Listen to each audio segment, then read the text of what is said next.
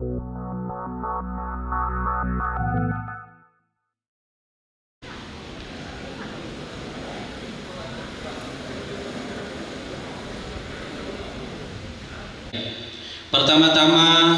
izinkan kami atas nama pemerintah Kecamatan Kuantan Tengah dan seluruh pemerintahan desa se-Kecamatan Kuantan Tengah pada kesempatan ini menyampaikan ucapan terima kasih yang setinggi-tingginya kepada Bapak PLT Bupati, kepada Bapak Kajari, kepada Bapak Kapolres dan Kepala Dinas Sosial PMD di tengah-tengah kesibukan Bapak Ibu sekalian dalam rangka penyelenggaraan tugas dan pelayanan kepada masyarakat.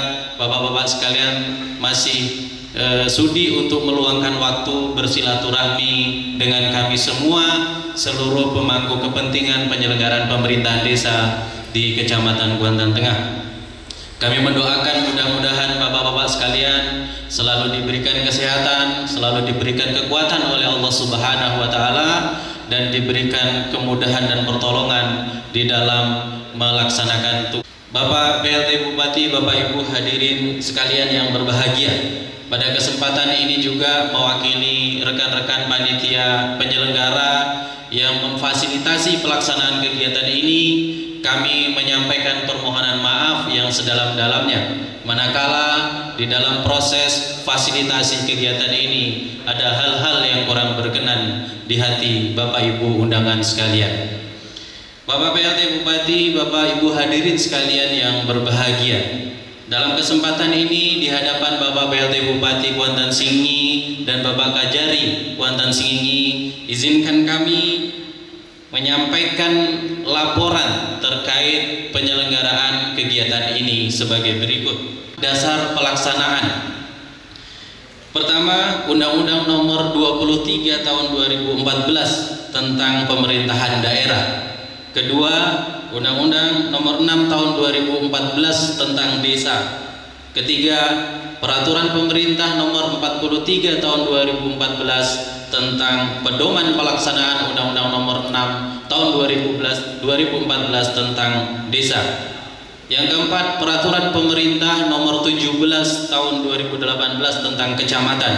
Yang kelima, Peraturan Menteri Dalam Negeri Nomor 20 Tahun 2018 tentang Pedoman Pengelolaan Keuangan Desa. Tujuan pelaksanaan kegiatan. Adapun tujuan diselenggarakannya kegiatan ini antara lain yang pertama, dalam rangka meningkatkan kapasitas aparatur pemerintahan desa dan pemangku kepentingan lainnya dalam penyelenggaraan pemerintahan desa, pembangunan, pembinaan dan pemberdayaan masyarakat, yang pada akhirnya sasaran utamanya adalah bagaimana upaya kita untuk meningkatkan kualitas penyelenggaraan pemerintahan dan pengelolaan keuangan desa, sehingga harapannya apa yang telah diprogramkan dalam anggaran dan pendapatan belanja desa itu bisa terlaksana dengan baik, memberikan nilai tambah bagi masyarakat kita dan tanpa meninggalkan persoalan-persoalan, salah satunya adalah persoalan di bidang hukum. Kemudian yang kedua adalah dalam rangka mewujudkan sinergitas seluruh pemangku kepentingan dalam penyelenggaraan pemerintahan desa. C. Narasumber. Adapun narasumber pada kegiatan ini yaitu pertama, Kepala Dinas Sosial PMD Kabupaten Kuantan Singingi. Kedua, Inspektur Kabupaten Kuantan Singingi. Ketiga, narasumber dari Polres Kuantan Singingi. Yang keempat, narasumber dari Kejaksaan Kuantan Singingi. D. Peserta. Dapat kami laporkan bahwa pada peserta kegiatan ini terdiri dari Kepala Desa, Ketua BPD, Direktur BUMDes, Sekretaris Desa, dan Bendahara Desa se-Kecamatan Kuantan Tengah dengan jumlah 100 orang. Kegiatan pelaksanaan dilaksanakan pada satu hari ini yaitu Rabu tanggal 13 Juli 2022 bertempat di Pendopo Rumah Dinas Bupati Kuantan Singingi. Bapak PLT Bupati, Bapak Kajari, Bapak Ibu hadirin sekalian yang berbahagia, Pada kesempatan yang berbahagia ini, izinkan kami juga menginformasikan kepada Bapak Bupati Kuantan Singingi terkait dengan tingkat perkembangan pembangunan desa di Kecamatan Kuantan Tengah. Alhamdulillah, 2 hari yang lalu, tepatnya tanggal 11 Juli 2022, Menteri Desa, Pembangunan Daerah Tertinggal dan Transmigrasi Republik Indonesia telah menerbitkan keputusan Menteri Desa Pembangunan Daerah Tertinggal Republik Indonesia nomor 80 tahun 2022 tentang status kemajuan dan kemandirian desa tahun 2022, di mana untuk Kecamatan Kuantan Tengah alhamdulillah terjadi peningkatan yang cukup signifikan, Pak PLT Bupati, yaitu dari 20 desa Kecamatan Kuantan Tengah status perkembangan desa ada 6 desa mandiri, 13 desa maju, dan 1 desa berkembang. Kalau kita lihat perbandingan dari tahun sebelumnya, itu terdiri dari 10 desa maju dan 10 desa berkembang. Alhamdulillah, dari 10 desa yang maju tahun lalu, 6 sudah bisa naik status menjadi desa mandiri, sedangkan dari 10 desa berkembang tahun lalu 9 itu bisa menjadi desa maju. Tinggal ada 1 desa berkembang, yaitu Desa Titian Modang. Ini pun sebenarnya faktor utama karena ada instrumen yang penilaian yang tidak bisa mereka penuhi, yaitu berkenaan dengan ketersediaan kantor. Karena kantor Desa Titian Modang itu memang belum punya dan masih menyewa rumah penduduk, Pak PLT Bupati. Seandainya kantornya sudah ada, barangkali mungkin statusnya tidak berkembang lagi, tapi juga sudah masuk desa maju. Bapak PLT Bupati, Bapak Ibu hadirin sekalian yang berbahagia, kami juga mengucapkan ribuan terima kasih kepada Forum Kepala Desa se-Kabupaten Kuantan Singingi yang sudah bisa menginisiasi kegiatan ini, bekerja sama dengan seluruh forum kepala desa di kecamatan-kecamatan, dengan Dinas Sosial BMD, dengan Pak Kajari, dengan Pak Kapolres, dengan Pak Inspektur, sehingga bisa melaksanakan kegiatan seperti ini. Dan alhamdulillah pagi ini adalah jadwal untuk Kuantan Tengah. Kita memandang bahwa kegiatan seperti ini memang sangat penting dalam rangka membekali, dalam rangka mengingatkan seluruh pemangku kepentingan dalam proses penyelenggaraan pemerintahan, khususnya pengelolaan keuangan desa ini agar bisa benar-benar dilaksanakan dengan baik.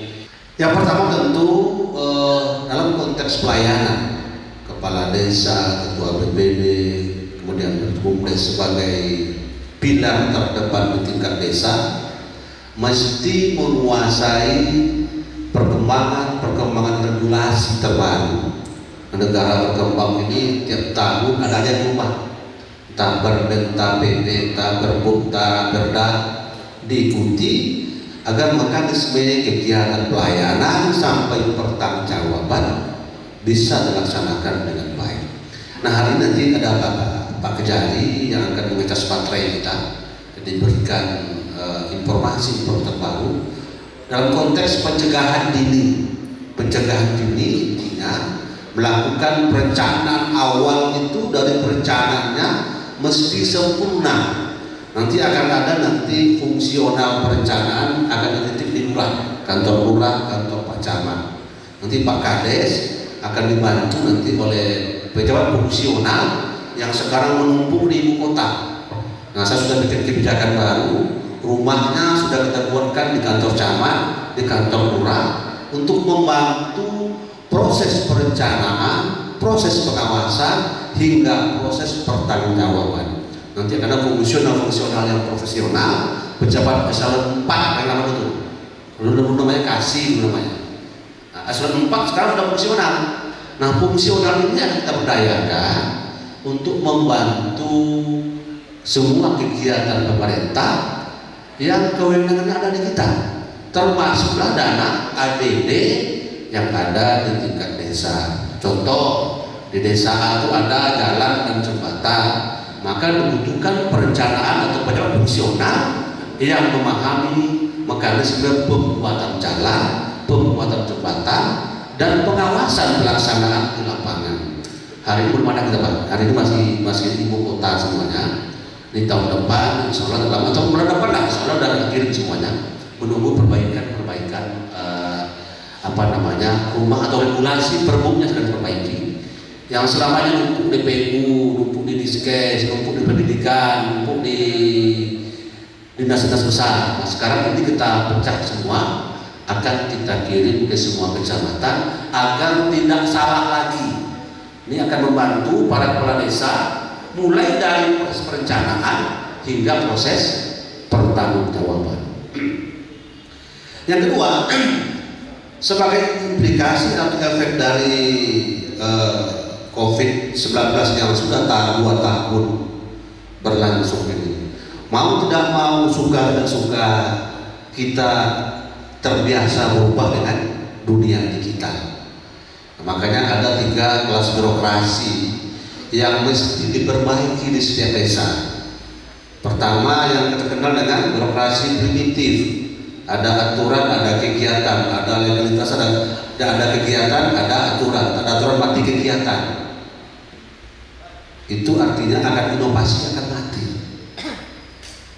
Ketika aturan tidak ada, lah terbitkan perpu, perdes yang di tingkat desa, sehingga kegiatan tidak mati. Kalau dia bertumpu kepada perpu, bertumpu kepada perda, bertumpu kepada PP dan perpres, maka inovasi di tingkat desa akan mati. Oleh karenanya, kepala desa harus mulai membuat perdes yang terkait dengan lokus keperluan di masing-masing desa itu. Berbeda lokusnya. Yang di pinggir sungai mungkin lokusnya pengawasan terhadap sungai, mungkin ya lokusnya berkaitan dengan kewenangan di sungai. Tidak mau cara mengambil sirtu, mungkin cara membendam lain mungkin. Ya, ini perbaiki sehingga nanti ada PADes yang masuk ya APBDes.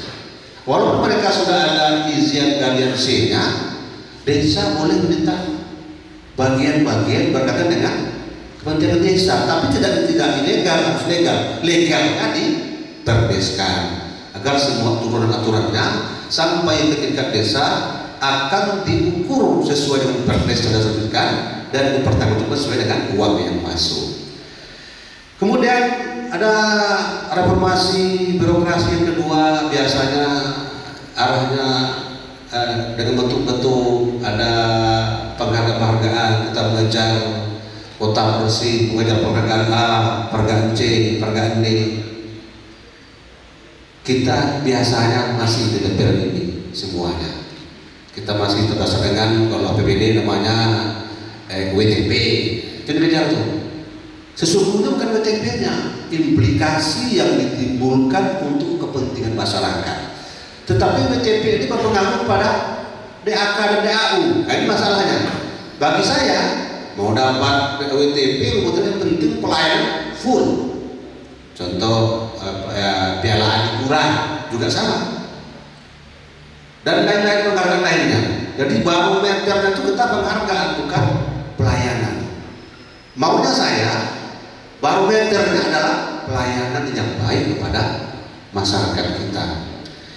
Yang ketiga, biasanya birokrasi digital. Ini yang mau kita mulai, Pak. Saya minta dikurangi pertemuan tatap muka untuk menghindari pungli. Kita hindari pertemuan tatap muka. Nanti mungkin sudah saya bilang kepada Pak Ketua Kades, sekarang sudah ada mesin yang bisa cetak, tidak perlu kita lagi mau nyetak KK, mau nyetak surat keterangan miskin, mau nyetak surat macam-macam, itu suruh di mesin saja.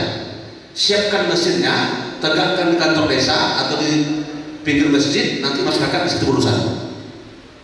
Biasanya lahir polusi itu karena ada tatap muka. Oleh karenanya reformasi digital ini segera dimulai untuk mengurangi tatap muka yang kadang-kadang kita seling silap di situ. Saya berharap reformasi digital ini segera dimulai sehingga nanti kegiatan-kegiatan yang 5 hari bisa 1 jam, bisa cepat begitu. Jangan biarkan mereka menunggu sampai berhari-hari. Sakitnya sekarang mau ke rumah sakit perlu surat miskin, kadesnya di Pekanbaru, ya tidak bisa. Sekarang mereka harus bisa buat di sistem digital. Jadi kita bisa tanda tangan di mana saja. Kita kepala desa bisa tiket Pekanbaru, orang di mesin. Dia harus cepat pelayanannya dengan harapan kecepatan pelayanan bagian dari semangat kerja kita, dengan harapan tentu pemerintahan yang bersih, pemerintahan yang akuntabel dan kredibel menjadi tumpuan dan tujuan kita bersama. Kemudian memasuki event Pacu Nyanur, ini kita sudah hampir 2 tahun terpuruk roda ekonomi kita, aktivitas batasi. Apalagi hari ini harga buah sawit kita anjlok, karet menunjukkan naik maksimal udah angka 10.000, sehingga ekonomi Kejari masih tertatih di Kuantan segini. Untuk event tahun ini saya sudah sampaikan ke Pak Camat, ke Pak kepada RSPD, rangsang BUMDes kita, rangsang orang kampung kita ambil bagian untuk ikut menjadi produsen atau pelaku usaha pada event Pacu Nyanur ini. Yang pandai bercindul, yang pandai goreng, lapak sudah lakukan untuk BUMDes, untuk seluruh desa kita gratiskan. Yang selama ini disewakan Pak, disewakan semua orang. Tahun ini asal dia pengusaha desa, ingin dia berusaha, lapak digratiskan, ditambah modalnya untuk yang kecil 1 juta, yang besar 2 juta. Basnas sudah siapkan anggaran. Totalnya yang disiapkan untuk 200 kios yang gratis, yang dibiayai modalnya oleh Basnas. Tapi jangan jual lo kios, nah karena mereka udah ambil karena kampung lo jual lo langsung partai dia aja dah ada. Silakan orang Sumbar bawa limau ke Tolu yang menjual orang Pelwarung di kios awal. Silakan orang Sumbar membawa kain kemarin yang menjual orang pasar Tolu di kios awal. Jadi yang boleh jadi distributor masuk. Itu yang kerja. Jadi ini kita mulai tahun ini. Saya minta seluruh kebutuhan masyarakat kampung kita, seluruh kebutuhan BUMDes kita, tahun ini dimulai. Sekelompok orang yang selama ini menggunakan lapak-lapak itu untuk memperkaya diri, kita hilangkan, kita alihkan untuk kesejahteraan masyarakat Kuantan segini, khususnya Kuantan Tengah. Orang Tondok sekolah pandai membuat cindol, pandai membuat lontong toge itu. Kau masih 250.000 semeter. Kalau meter 1 juta ini, mana lah orang tu? Nah ini kita mulai agar pengusaha kampung kita itu bisa tumbuh. Harapan saya paling tidak dari 200 yang kita tabur tahun ini bantuannya, selama itu tak 50 orang menjadi pengusaha lagi. Kita bantu modal 200 orang menjadi 50 orang tahun ini kok toga pasar soalnya. Alhamdulillah tempat keramaian itu kadang-kadang terbalik kok Pak, borin ke awak dia dengan orang lalu boleh perintahkan borin ke orang kampung tuh di mana orang kalau rabi orang melanjut ke awak. Kalau latar udah beko rombong-rombong orang kampung itu berjaga pakai bank BRI itu jangan kalau kok harus di pusat kota yang di tempat lalu lintas para penonton monek-monek gitu. Silakan mau jualan cabai, silakan mau apa saja silakan. Nanti nikmatnya atau hasilnya tinggal kepada masyarakat Kuantan sendiri. Yang selama ini sudah pacu sarok tinggal peawak. Sarok, salak, sarok, limau, macam-macam sarok dan duit berangkai ke Padang. Jadi kita ubah pola pikirnya, harus orang daerah sini yang menguasai dunia usahanya, kasih tempat lapaknya, kasih modalnya, ada coba labor, ayolah tekan dia. Tapi kalau perkiraan tahun ini akan membludak. Saya berharap nanti Pak Ketua Forum ya kasih juga lah benai sekian lapak, cerinci sekian lapak, Jangan buat tengah semua, biar hidup kita kawan kan. Tapi boleh mungkin 60% buat tengah mungkin ya. Sisanya mungkin Hulu Bantan. Kasih juga kawan-kawan tuh, sehingga nanti yang tumbuh berkembang itu bisa disajikan. Kemudian bumdes yang sudah maju itu Pak, mohon dihadirkan. Itu di Teran itu ada sekitar 3-4 bumdes yang sedang udah miliaran itu asetnya, mohon ditampilkan sehingga nanti ada suatu keinginan bumdes yang lain datang ke Taluk, lihatlah tata kelola keuangannya, tata kelola usahanya, mekanisme pengaturan usahanya. Nanti bisa berkunjung di ibu kota sambil kita menonton Pacu Jalur. Mohon bumdes-bumdes yang ada sini belajar kata orang, belajar sampai ke Nagori Cino. Ya jauh-jauh nasi belajar apa? Kataran belajar sekolah daerah dipajang bumdes yang kepala 2 miliar itu pelajari tata kelola usahanya, pelajari birokrasinya, pelajari manajemennya, pelajari akuntabel keuangannya. Ini 4 ini harus disajikan oleh Pak Ketua Forum di ibu kota nanti, sehingga para direktur bumdes ini bisa hadir ke ibu kota melihat agar mereka terangsang. Maju bumdesnya, banyak PADES-nya, bagian desa itu kan, ada PADES, ada bagian masyarakat. Saya kira itu, semoga acara roadshow berbuka di sini bermanfaat, harapan saya. Dan jangan hanya kegiatan seremonial, kegiatan ini harus ada hasil, pulang nanti ada hasil yang dibawa sehingga nanti dan diimplementasikan di lapangan.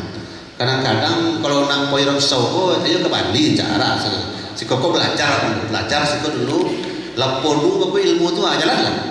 Kami tidak larang Pak Kakak ya, tidak jarang. Mungkin studi banding mungkin ke Bumdes Bali silakan, dibolehkan kok. Tapi ikuti mekanisme aturannya, anggarkan secara benar di APBDes-nya, SPPD-nya, perjalanannya, tujuannya, kemudian administrasikan secara baik dan SPJ-kan. Yang tak boleh itu fiktif. Nah, berakhir ke Bali 5 bawa SPPD 7, itu tidak boleh Pak. Bas tempel 7 warna, itu tidak boleh.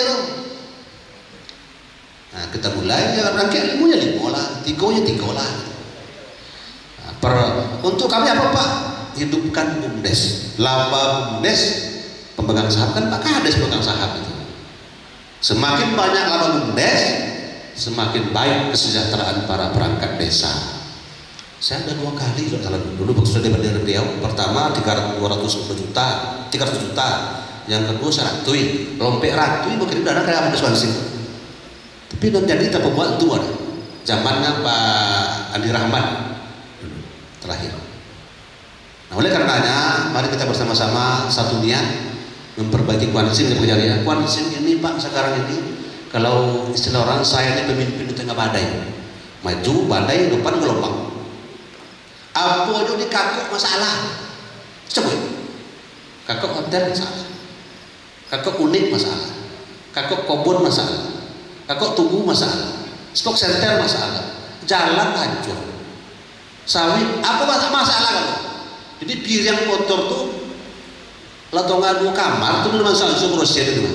Ada deterjen nenek ya. Itu tambah lebu kayu Pak, penambahan. Jadi ini mohon kita bersama-sama memperbaiki kesalahan yang masa lalu itu agar tidak terulang lagi di era kita. Mari satu niat, sepanjang masih bisa dengan datun. Bapak punya datun nanti soal-soal keperdataan, soal-soal konsultasi yang lain kita buka komunikasi sudah MOU dengan Datun agar seluruh kades, seluruh perangkat daerah itu bisa berkomunikasi dengan Datun kita untuk memberikan pandangan-pandangan hukum untuk kebaikan kita. Hari ini saya berharap semua kekuatan mulai dari ketua RT, ketua RW, kemudian anggota BPD, ketua PD sampai perangkat desa bersatulah kita pelajari informasi secara baik, mesti cerdas. Mana informasi yang benar, mana informasi yang hoax. Informasi yang hoax, ya baca ketawa saja. Kalau saya ini Pak udah kebal, dibully itu udah biasa. Ketawa ya, mau dibully pagi, siang, sore udah biasa ya. Nah, jadi ini intinya kita harus bisa orang kampung lacot dia. Sudah tahu mana yang benar, mana yang tidak benar. Saya kira itu dengan mengucapkan Bismillahirrahmanirrahim, Rapsau Forum Kades Kabupaten Kuantan Semini dalam rangka pembinaan dan penguatan penyelenggaraan pemerintahan dan pengelolaan keuangan desa tahun 2022 dengan resmi saya nyatakan dibuka. Akhirnya mohon maaf atas kekurangan. Allahumma fiq ila qawmi. Assalamualaikum warahmatullahi taala wabarakatuh.